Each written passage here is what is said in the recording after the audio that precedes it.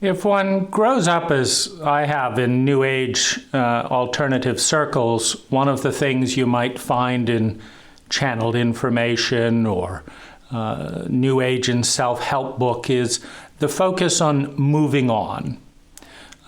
You may even hear the past is an illusion, or the power of now, or in Byron Katie's work, the emphasis on the present reality. And there's value, of course, in moving on. But, of course, in order to complete a sentence, if Byron Katie speaks one sentence, at any given moment,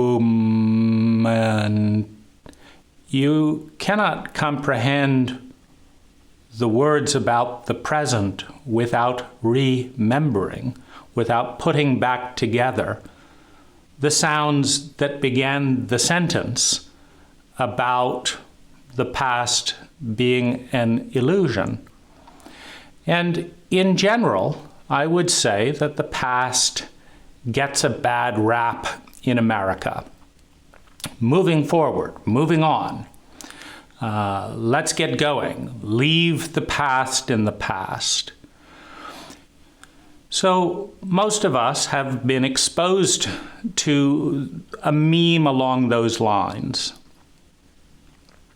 Yet trauma and PTSD is the reliving of some of the most intense moments of life, locked in the biology of the body, again and again and again, often for decades.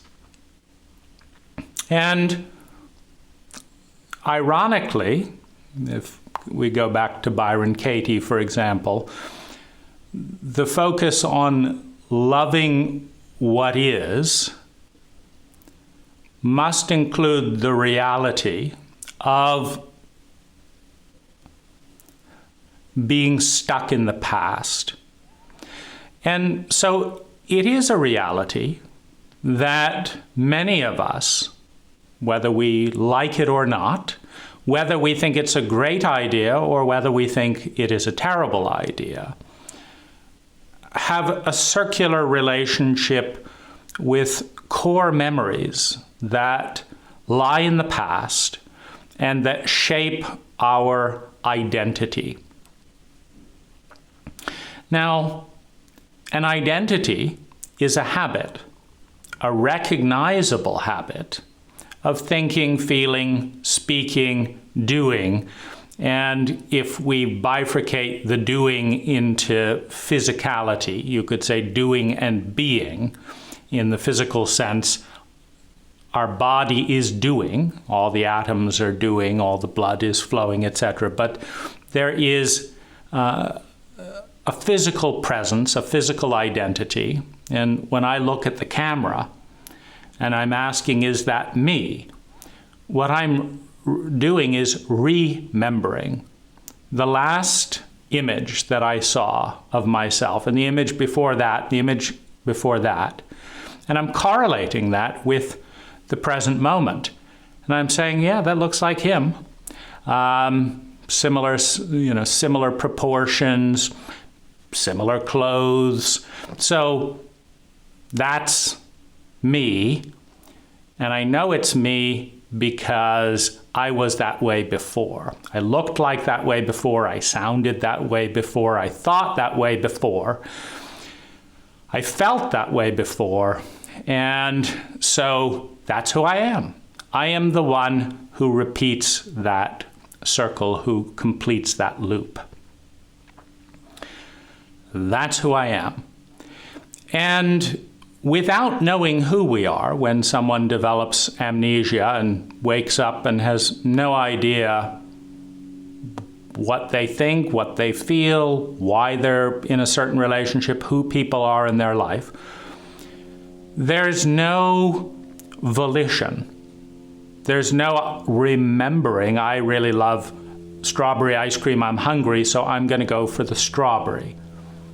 there's just neutrality. And neutrality, meaning just doing absolutely nothing, is incapable of survival, security, love, and belonging in an individualistic paradigm, meaning we're in the cult of the individual. And so, consistent with that cult, it is up to the individual to meet their individualistic needs, to survive, to feel secure, to love and belonging, self-esteem, developing their skills, bringing those abundantly into the world, becoming part of something bigger than themselves. That's up to you, because we're in the cult of the individual. And so for an individual who has no memory of skills or ability or anything, you don't survive in a cult of individual. Now, in some of the more humane areas of our cult, perhaps there would be an extension. Well, you can't be an individual until you know who you are. You must have been someone somewhere, and maybe that part of you knew how to live and grow, and so let's find out, and we'll help you get to the point where you remember. And if you remember that you were a bum, and so you are a bum, and like shooting up crack and sleeping under a bridge, then go back to doing that until you die of a shortened lifespan and whatever. If you remember you're a stockbroker, even better. We don't have to confront our own sociopathic edicts and, oh, good, someone's going to thank us and take us, off of your hands, and then we can, feel great. You now know who you are.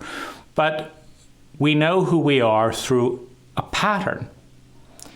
And of course, all the goodness, all the success, all the competency in the world comes through the pattern of identity. Most of reality is created and maintained through the sustained habit of thinking, feeling, speaking, doing, and being. So, our identity. Now, for someone with PTSD, a Vietnam veteran who shot a 6-year-old girl or blew up a family with napalm and saw the terror in their face and sees it again and again and again. It's not in the domain of conscious choice. This person is not saying, you know what, I think I'd like to have another nightmare tonight that keeps me up all night. To the point where I have to drink a bottle of vodka and then I can finally get a little peace. I think that's,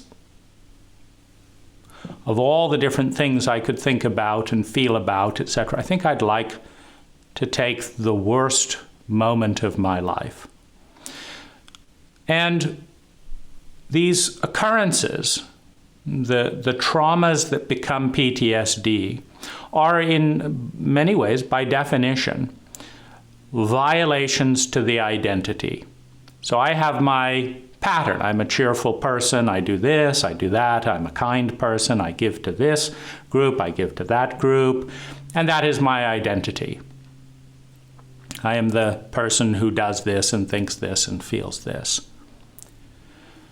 But then there is a collision between the ecology that is the larger environment of which we are a part, meaning by definition, the ecology is always bigger than a part of the ecology.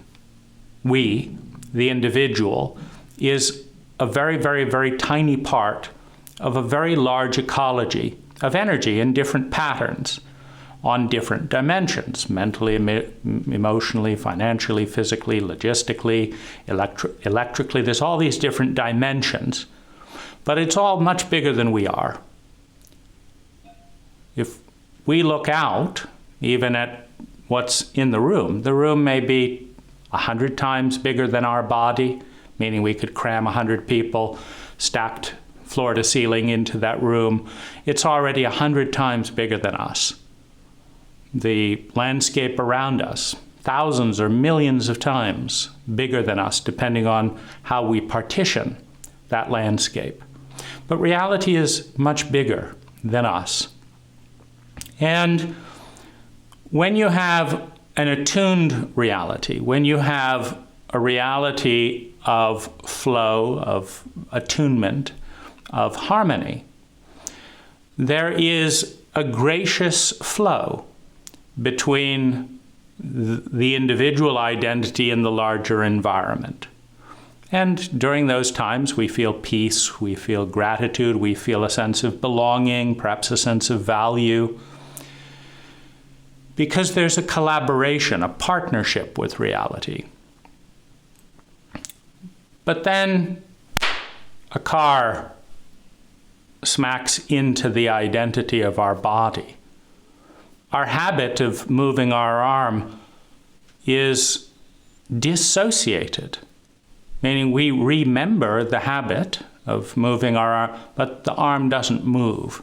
We remember how it felt to go like this, but when we attempt to, we feel excruciating pain.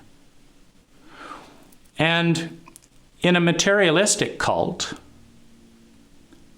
that is also a cult of identity, where we identify primarily with our bodies and our ideas about ourselves. Because there have been transcendent cults. There have been cults of community. There have been cults of worship of something bigger than the self or the community. There have been cults of deifying the larger ecology. And in those senses, the identity is suffused. I identify with the animal that did this, with the forest that did this. I am part of something bigger than myself that I also identify with.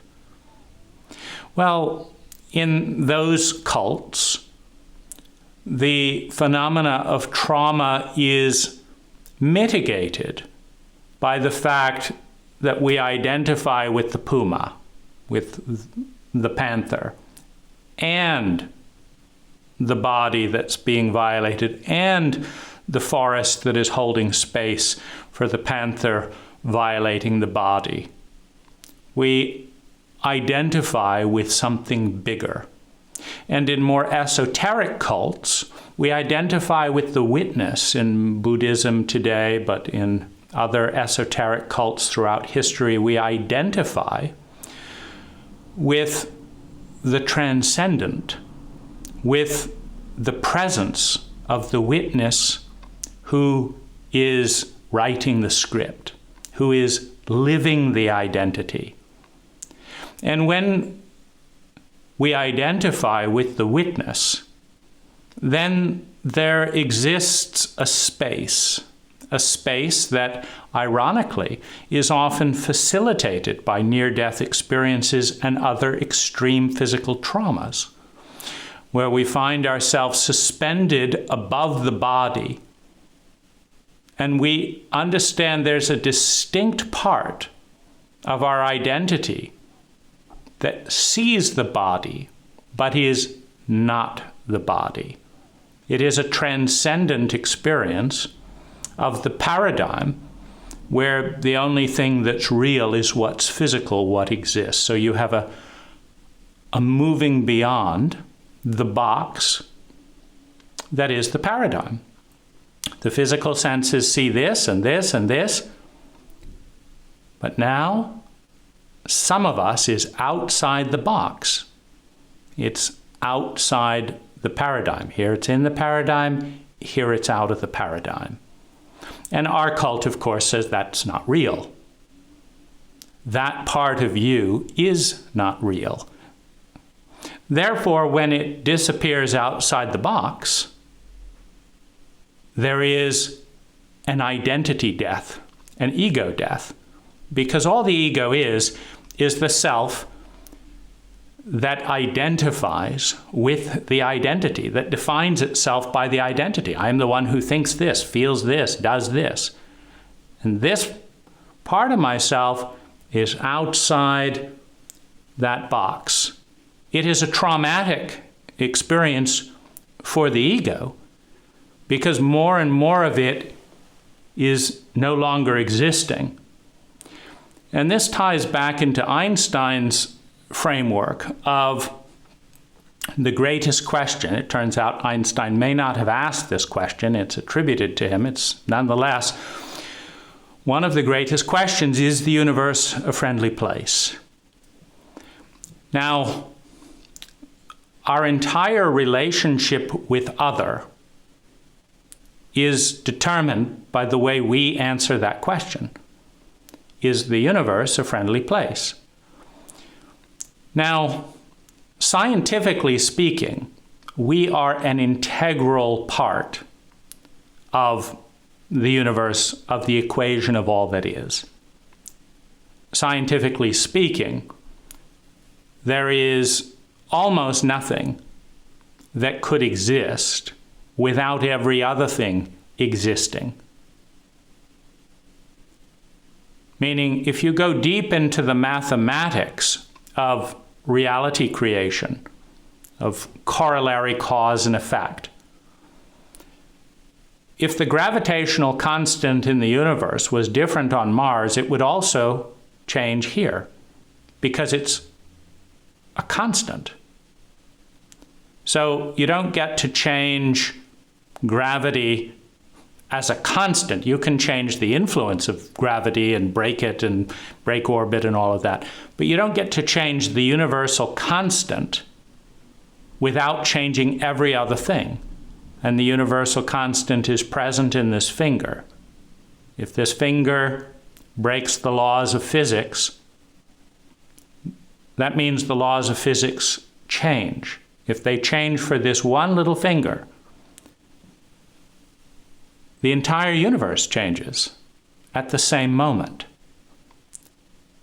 Because this finger is following habits. It's following laws, which are essentially habits.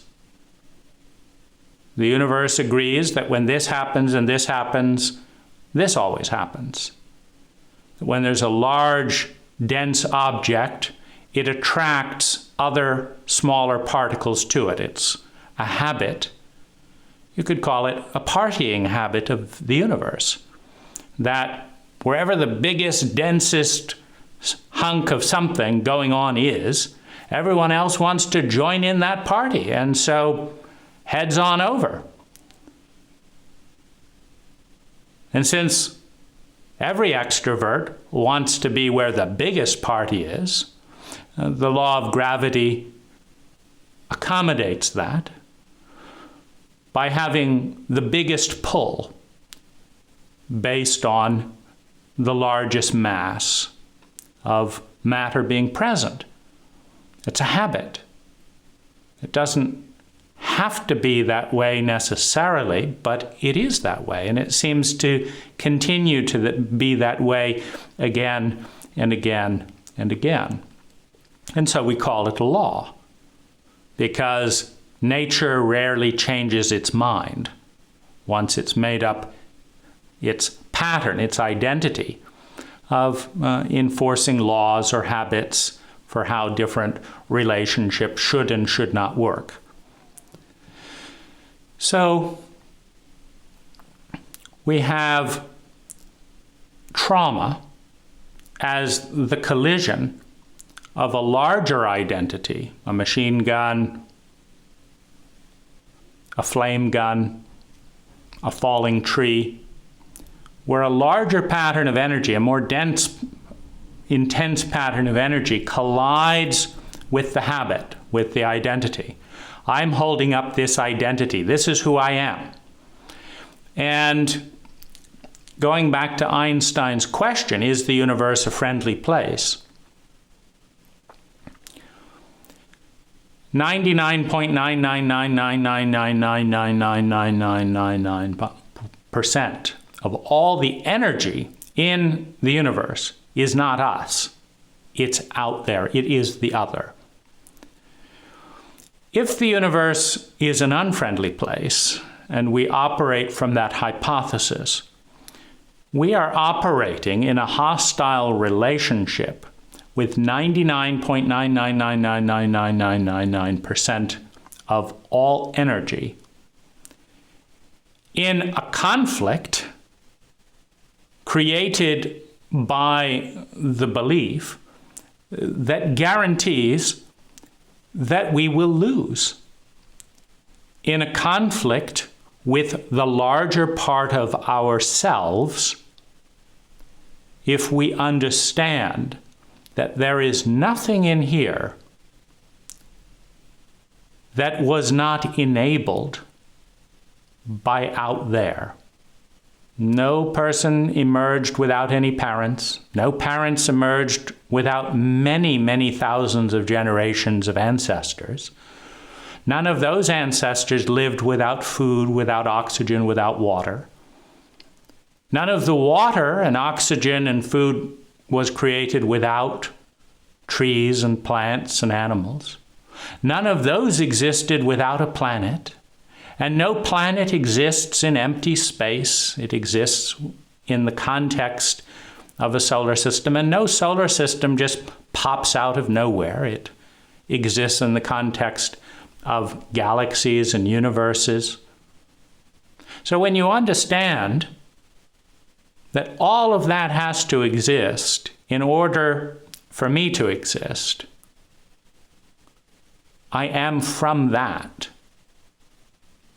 And the only thing unique about me is my relationship with all that is. Relationship, the patterns of relating between one energy pattern and another energy pattern, become the single most important technology or science that there is. In fact, all science is the study of relationship.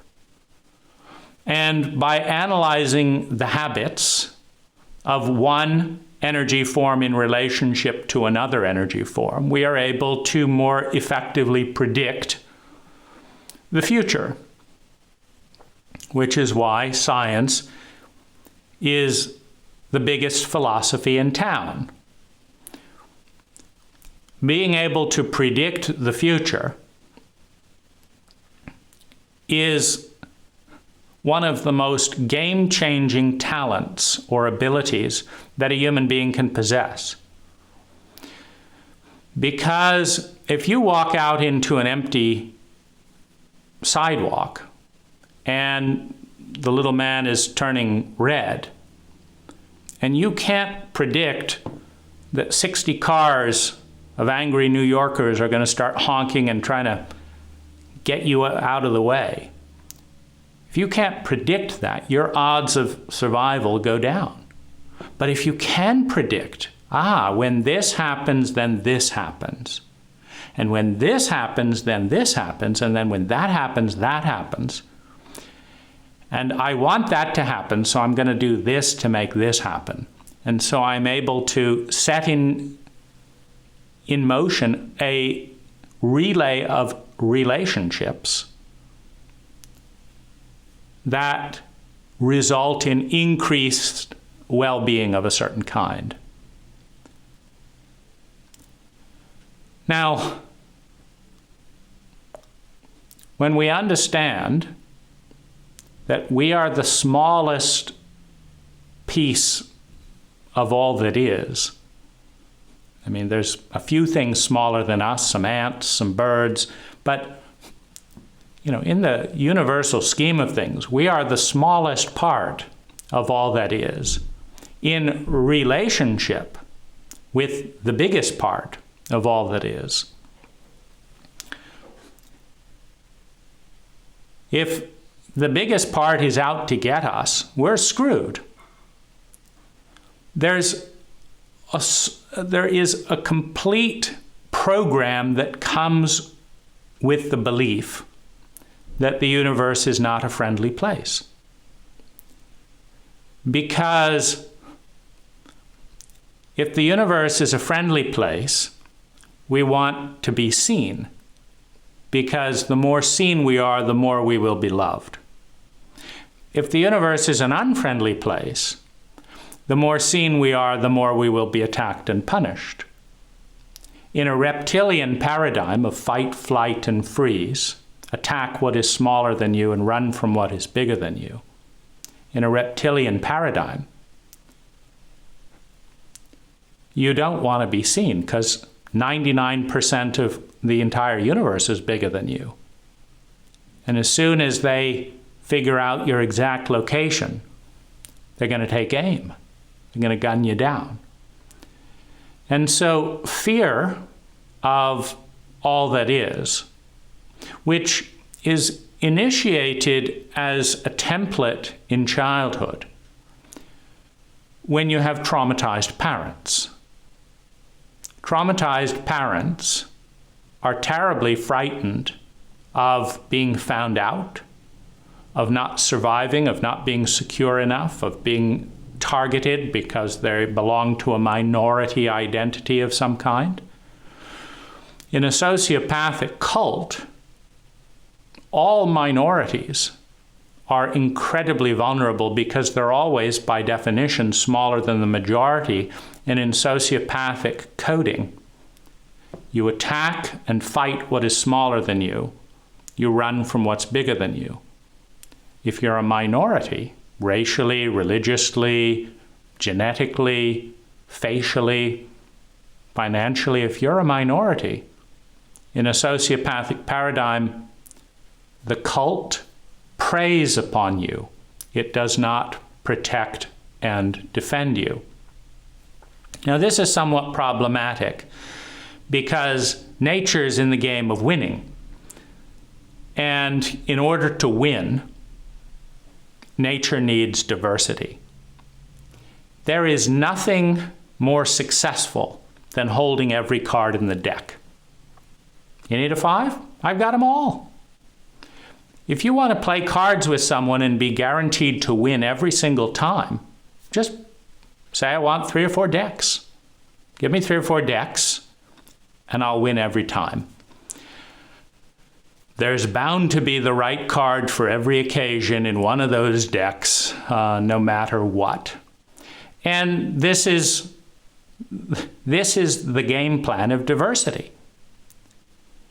Meaning, you could have every single one of those cards be a black 6, or even more narrow. Let's make them, I want 2,000 6s of spades. I want them all homogeneous, all of them. That's me, that's my belief. I'm into the 6 of spades. Well, as you play cards, every so often the 6 of spades will be a good card, but most of the time you're going to lose. You're going to lose. I mean, you might win in fish. You could just keep having 4 6s and win every time. But in poker or most of the games that are being played, being stuck rigidly in a singular identity is a losing game. If you want to be absolutely sure that life wins and life continues to evolve, it's very simple. You order every species up that could possibly be imagined and set them all out there on every possible planet and environment that could be possibly dreamed up and set them all out there. And then you allow for attrition and entropy, which says that 70% or so of those will all die off because they're not good relationships. You know, you put fish out in the desert, they die. You put whales out in the desert, they die. If you just keep putting species out in the desert, the desert rat wins. So there's now life in the desert. Life evolves. If you have every hand and every environment and just let them find each other in a relationship, life will continue. It's a winning game. Nature's got every hand.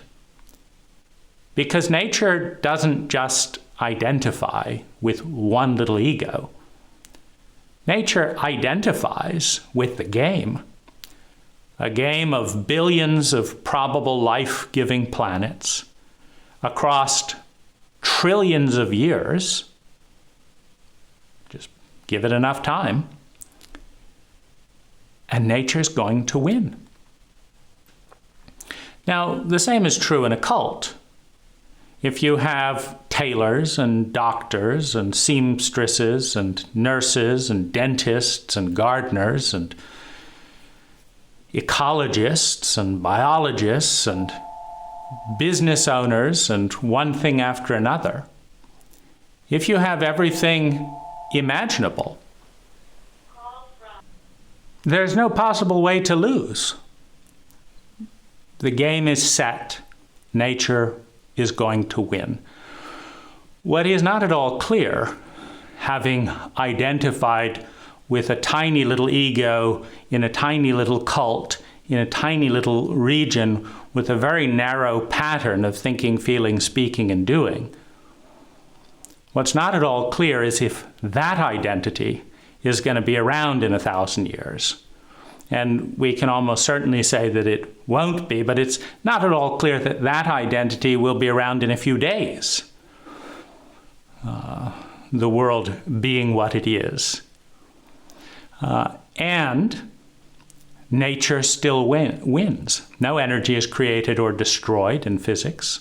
All of the atoms, all of the nourishment in a healthy ecology, the body is placed 3 feet underground, plants absorb the nitrogen, and there's more life than there was before.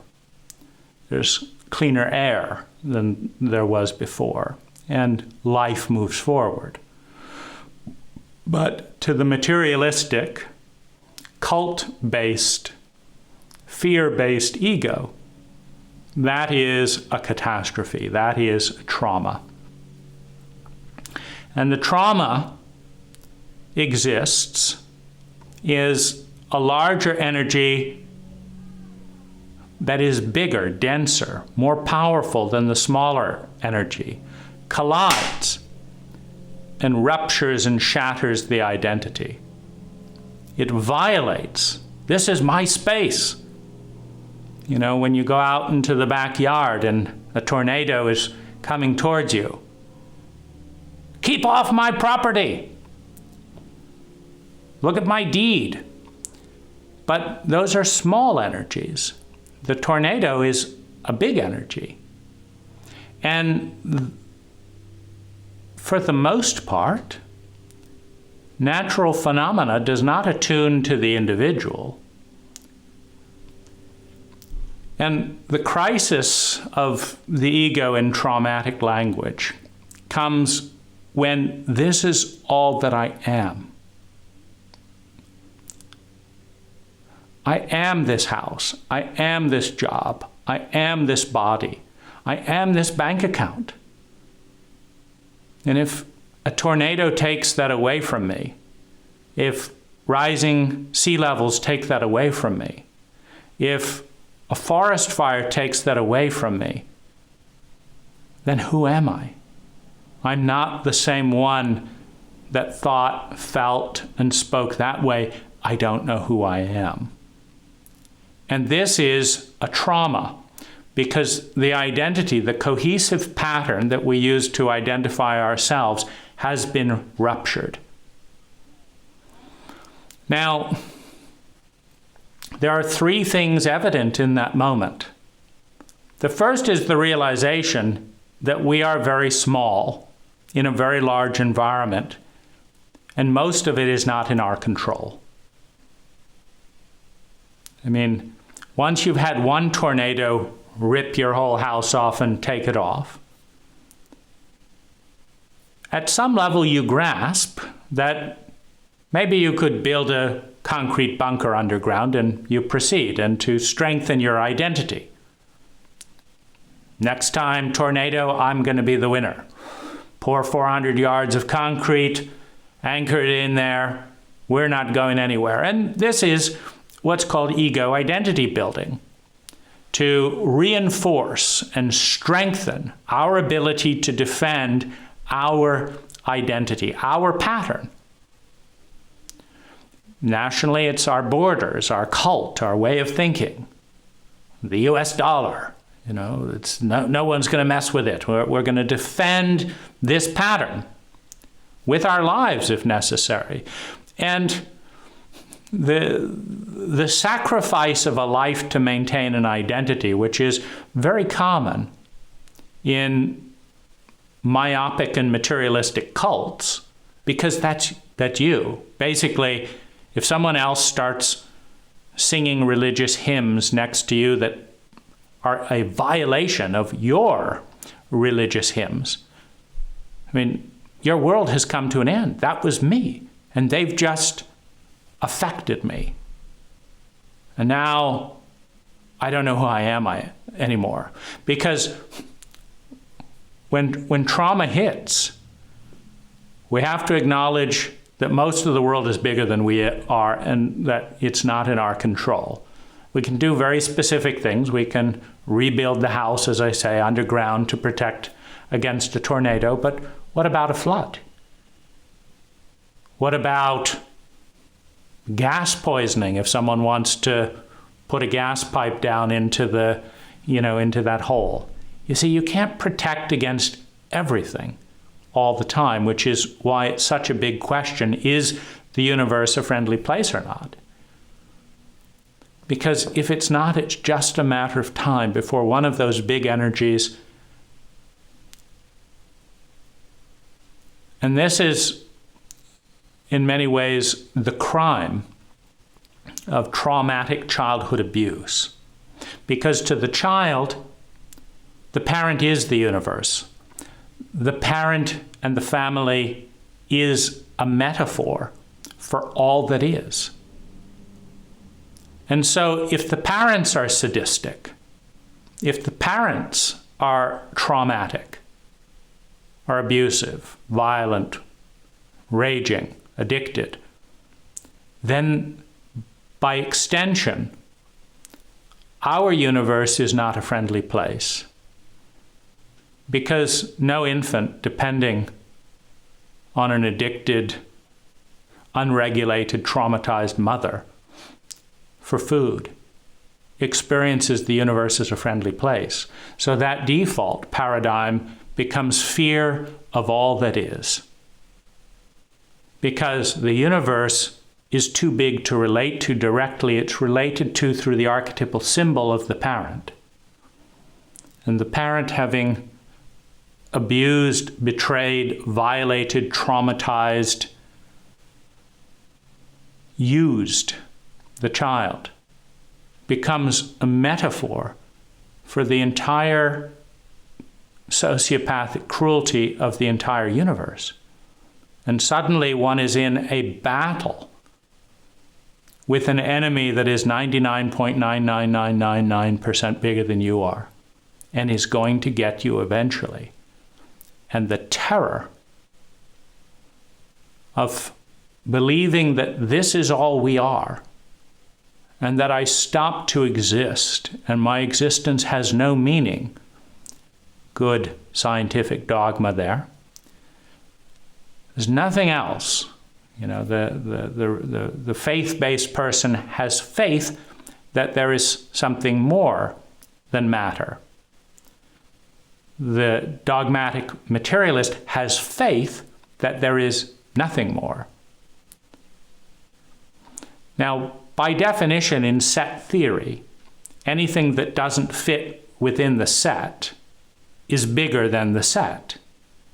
And you cannot fully understand a set until you are outside it, until you have the perspective of distance and being bigger.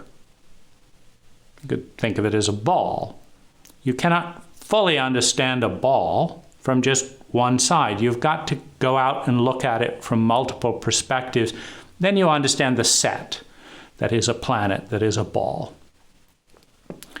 So in set theory, we understand that to understand anything, one has to go beyond it. But the dogmatic scientist does not want to go beyond what they can observe and measure in a laboratory. But the universe can never fit within a laboratory. And anything that cannot fit within the lab is derealized. It's denied. It's put outside the box. The box is the lab. Repeatable phenomena, that's one of the boxes. Well, what if there are some phenomena that repeat every 10,000 years? You're going to catch that, or are you going to dismiss because you were the one who witnessed that circle? This happened. We've never seen it happen before. We've never seen it happen since. Did it exist?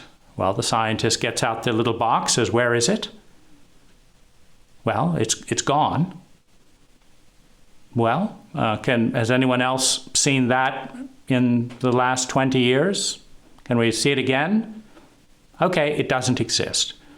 Meaning a 10,000-year cycle of certain parts of reality, they don't fit into the box. The box of, I want it to be repeatable sometime in the next week when I'm out here doing my instrumentation.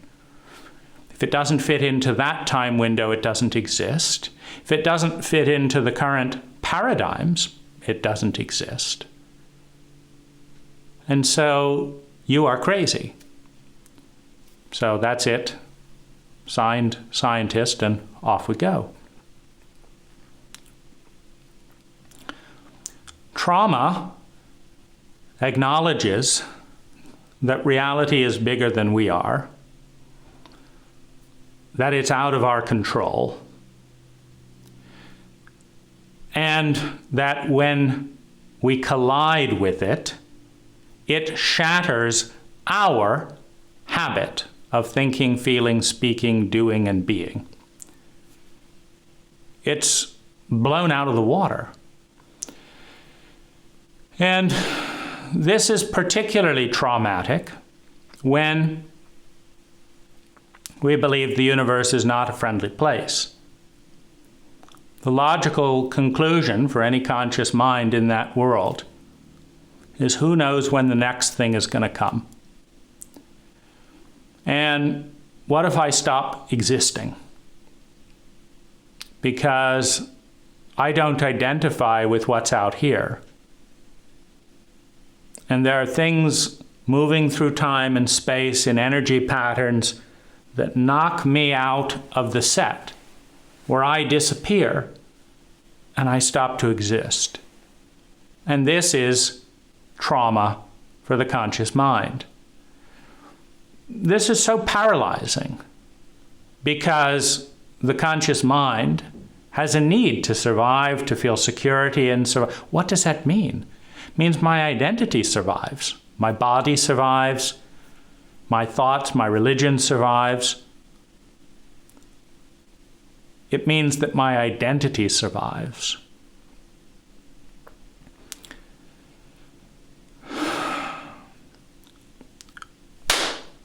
When energy hits us in a force and in a way that we cannot survive within that identity, we don't know who we are.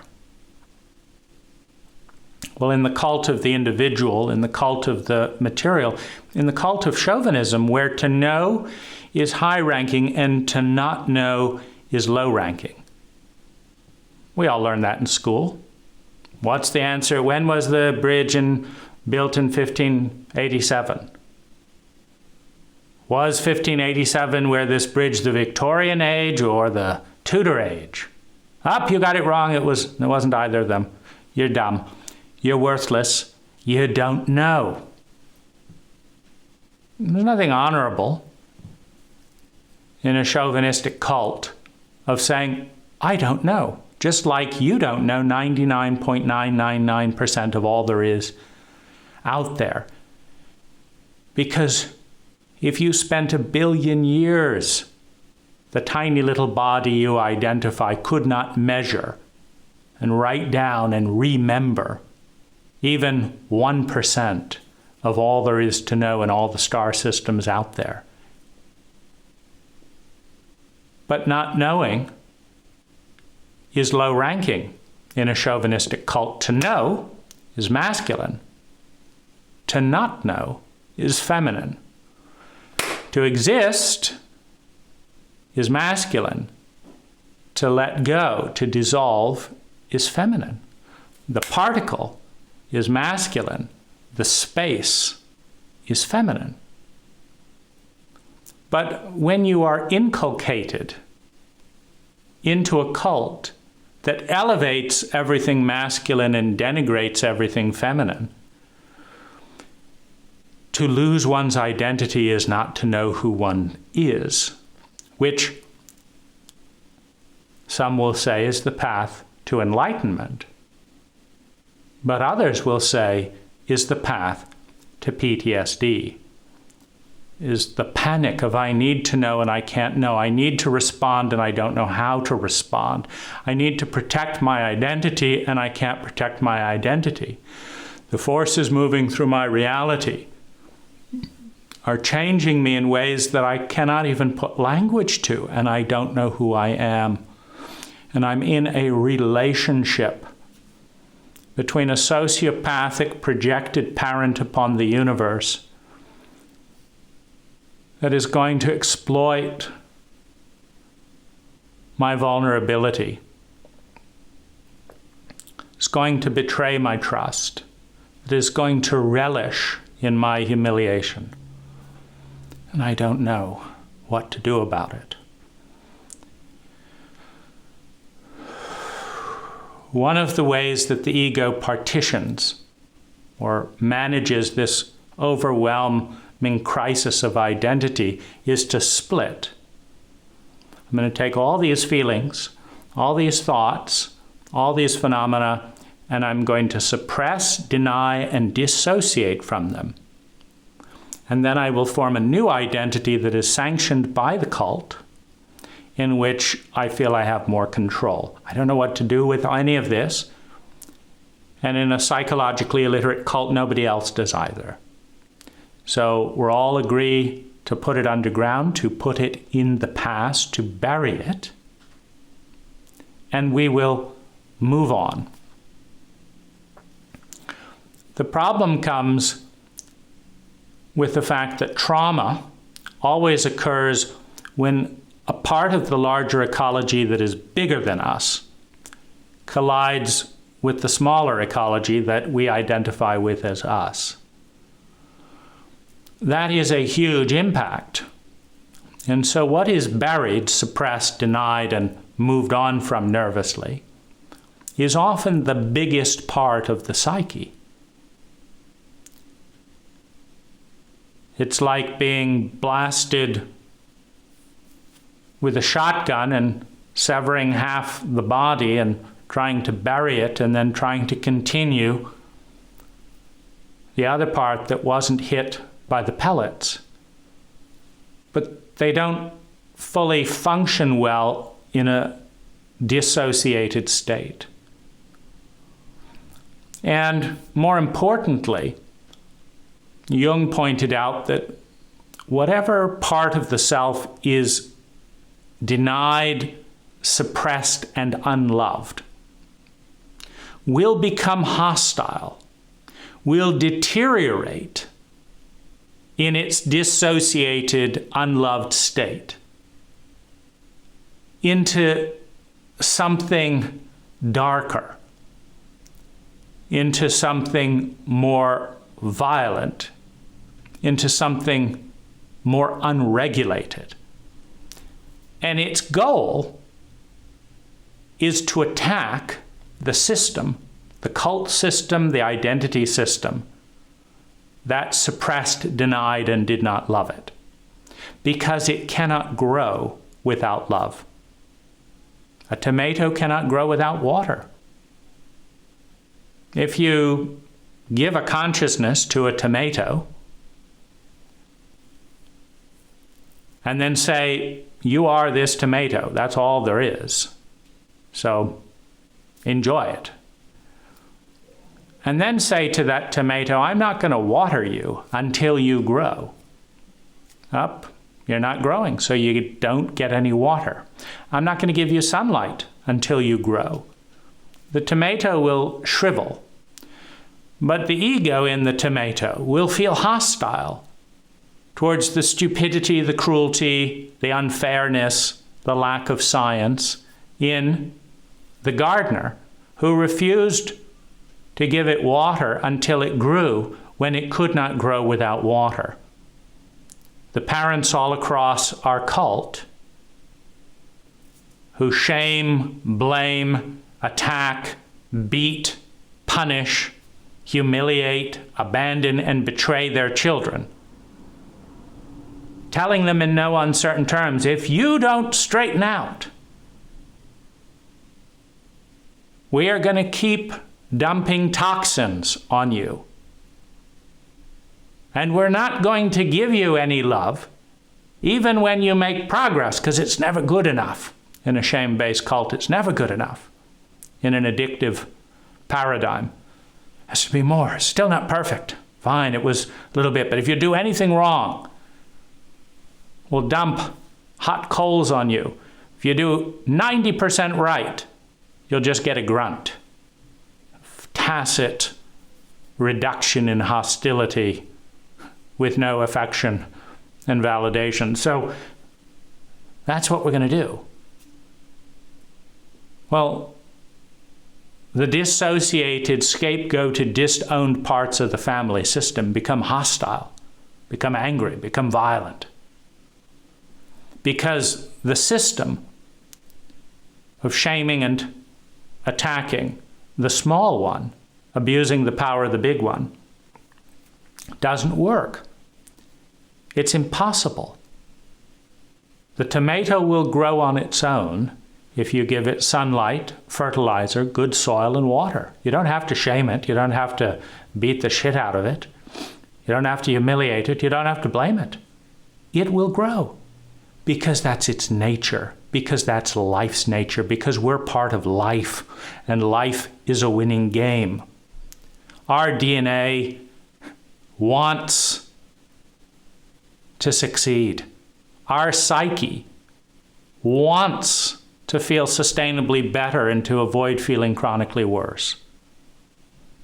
Our psyche wants to meet our needs to survive, to feel secure, to have love and belonging, to have self-esteem, to develop our gifts, to bring those gifts into the world, to become part of something bigger, more beautiful, more synergistic than ourselves, to reconnect with the other that we forgot in the identification with the ego. And so when we dissociate as a way to cope and manage in a traumatically illiterate cult, we leave a large portion of ourself underground in a cult that doesn't know how to love or heal that part. Now, in the cult, in the response of an incompetent cult, moving on is sometimes better than nothing. Meaning, in a psychologically illiterate cult of regressed children and adolescents, in a paranoid and sociopathic state, induced by the metaphor of parents that could not love themselves or their children, then moving on. What else can you do? We don't know how to love ourselves, so we certainly don't know how to love this part of us that is in so much pain and trauma. The reason we don't know how to love ourselves is nobody knew how to love us as an adult. I mean, they said the word, I need you, I want you. I need you to make me look good, and I need you not to do this and do that and make me feel this. And I need you to do all these things for me, the child and adolescent love. But no one knew how to love us as an adult, to love enough to care enough to take time enough to see to see enough to understand enough to empathize enough to attune, and to attune enough to succeed at facilitating the self-actualization of first supporting us to meet our survival, security, love and belonging, self-esteem, develop our gifts, bring those gifts into the world and become part of something bigger than ourselves. And then enabling us to do it for ourselves, enabling us to mature into an adult ourselves so that we can infect others with the virus of adulthood.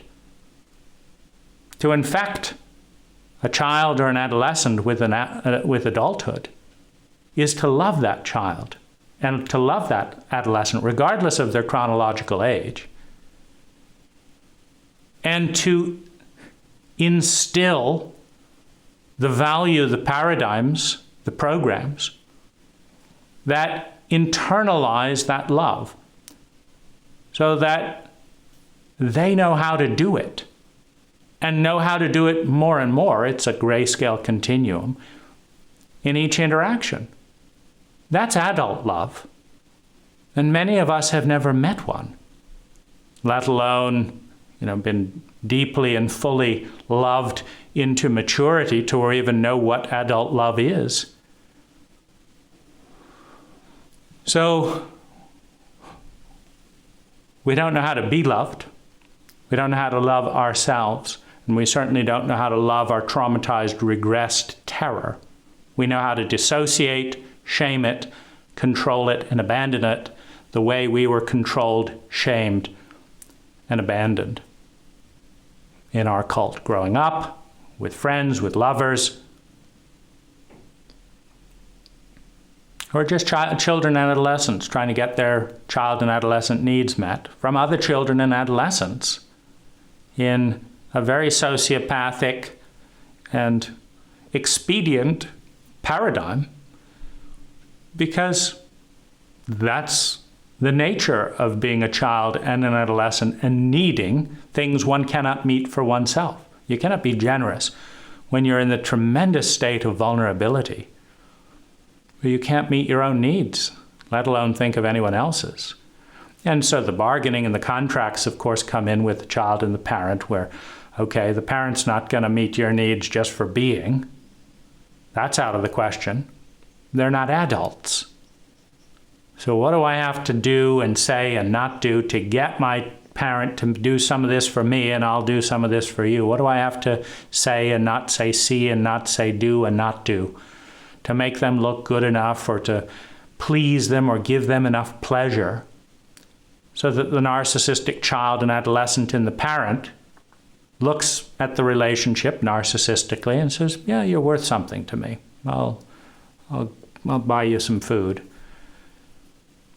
I don't want to look bad, and you're learning how to make me look good. As a narcissist, I will uphold the contract out of enlightened self-interest. But of course, a child has to abandon and betray so many parts of their own psyche in order to propel the expedient pleaser, the adaptive personality that the narcissistic parent is willing to keep alive for its own expedient purposes.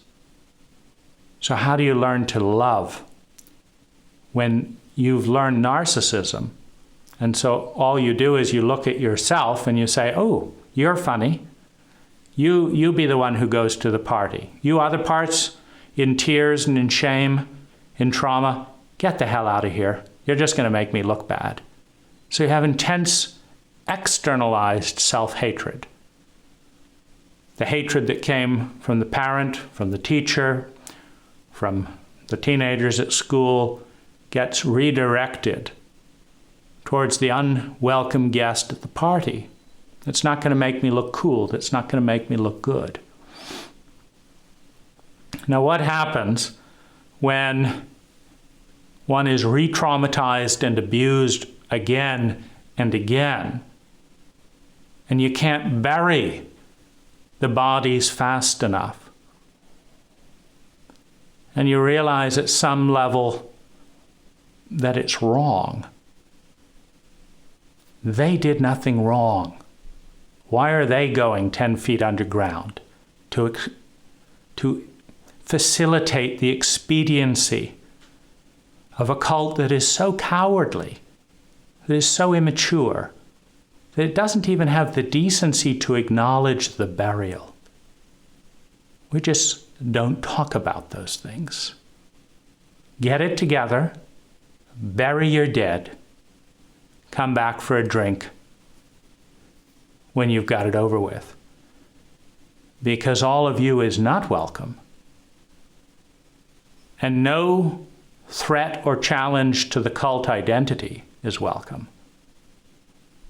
This is our identity. We're going to fight for it. This is who we are. This is who we were. This is who we're going to be. And I'll pick up a gun to challenge anyone who threatens my pattern of thinking, feeling, speaking, doing, and being in a way that exposes me to the unknown, in a way that exposes me to the larger ecology that we are a part of. And in that relationship between something very small and something much bigger initiates change. Change of what? Of identity. Which exposes us to the unknown, which exposes us to the fear of the unknown, which is the primary fear of every trauma survivor. Every trauma survivor is terrified of the unknown. Because the trauma, pretty much by definition, hits us blindsided. If we saw the big truck coming and could have gotten out of the way, we would have. But it caught us by surprise. We were betrayed. We were lied to. We couldn't see it coming.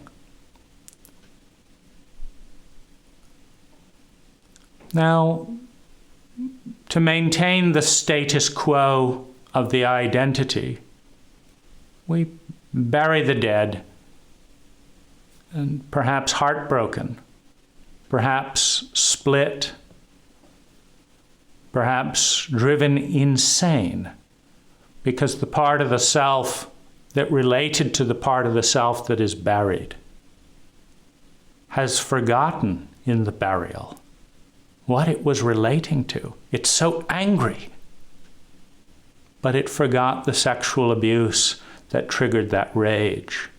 That part wasn't welcome in the family system. It wasn't welcome in the college. It wasn't welcome in the cult. It wasn't welcome at work. So it's been buried so that we could move on. But the anger at being 2 years old and being molested, of the helplessness of the giant that did that again and again before we had language, the anger is still there. It just doesn't connect with the parts of ourselves that we've been asked to bury, to protect a status quo that does not want to deal with pedophilia, with incompetent therapists, with liars in politics, doesn't want to deal with the crisis of identity when we grasp that the foundations of our cult are built on dogmas and lies, with enough truth to justify the status quo here and there, but that really what's going on is we're continuing to maintain our identity because we don't want to face the unknown, because it's low rank to enter a feminine state in a chauvinistic cult. But maybe some of those flashbacks of intense energy are saying, come on, cult. With a $50 trillion economy, you can afford to invest $1 billion a year in becoming traumatically literate. You can afford to send out a free email to diagnose the nightmares of your population and acknowledge the wounded faces of the psyche that have been buried to protect the incompetence of the elders who are still children and don't have the decency to admit it.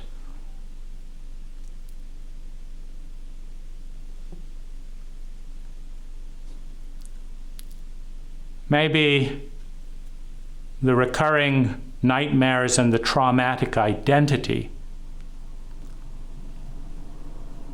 is a bell going off in the cult saying, wake up, wake up, wake up.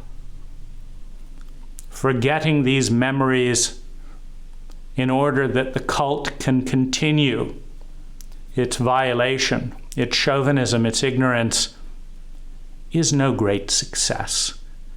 Moving on in ignorance and stupidity and cruelty, the way we always have, is not the best answer. Let's do an autopsy of the cult that induced this trauma, of the cult that abandoned this person in PTSD. Let's do an autopsy on the violation of a system that sustains emotional and psychological illiteracy. Let's dig up the grave so that the pain that marks the violation of the cult wound can be analyzed, can be diagnosed, not scapegoated and shamed on the victim, but owned and integrated into the science of a growing cult based on data, based on insight and understanding, rather than silence and fear.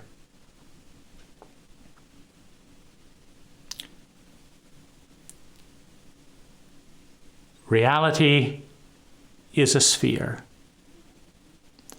Time is a cycle. And maybe the rapid recurring cycles of PTSD, of trauma, of terror are not for the participants in the cult paradigm of the individual. Because the individual didn't choose to initiate a false war on Vietnam. The individual didn't choose to invent flames to exfoliate a country and increase our greenhouse gases. The individual did not decide to spend more money bullying other people around the planet than we spend housing our own homeless. This is a cult meme based on a cult identity, a cult habit of thinking, feeling, speaking, and doing, of causing by allowing or participating. And maybe the medicine of our trauma survivors, of truth, of data, is needed to heal the misalignment between our identity and the ecology out of which we emerge. Because if our identity, our habit of thinking, feeling, speaking, doing, and being, is a violation and a trauma upon the underlying ecology of which we emerge and of which we are a part,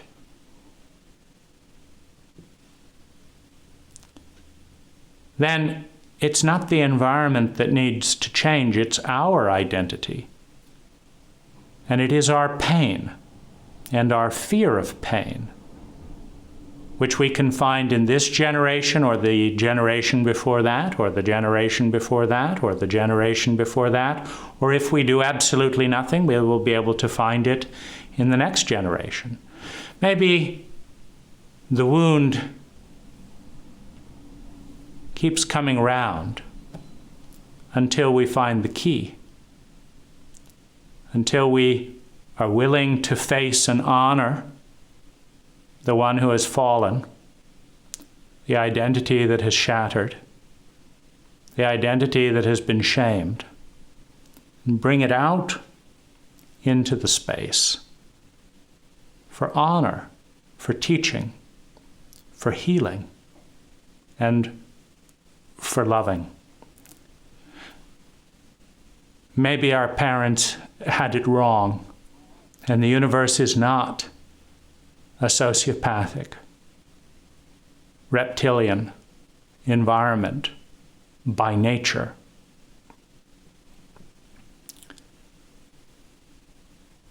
But the templates we form in early childhood abuse make it appear that way.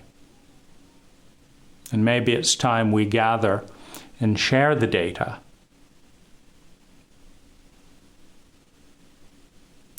needed to voluntarily shift our identity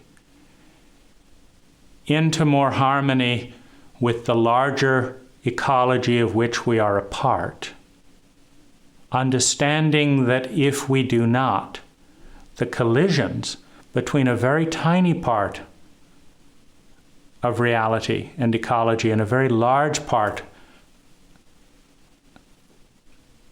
of our ecology and our reality dictate through the law of mass that we are the ones who will be traumatized again and again and again.